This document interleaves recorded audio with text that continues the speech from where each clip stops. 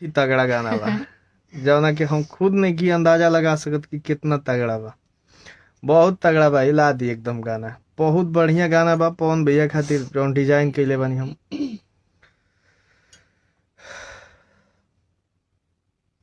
बहुत ही लाजवाब गाना बा, सीजनली गाना बा। पवन भैया के साथे बहुत जल्दी आवे वाला बा नेक्स्ट गाना हमार लिखल आई। बहुत ही तगड़ा गाना बा जौना कि हम खुद नहीं की अंदाजा लगा सकत कि कितना तगड़ा बा।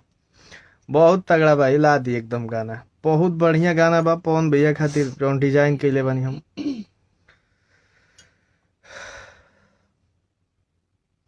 बहुत ही लाजवाब गाना बा, सीजनली गाना बा। तगड़ा बा, बहुत तगड़ा बा, हिला दी एकदम गाना। बहुत बढ़िया गाना। ये चैनल की सब्सक्राइब करी जा और ज्यादा से ज्यादा शेयर करी जा।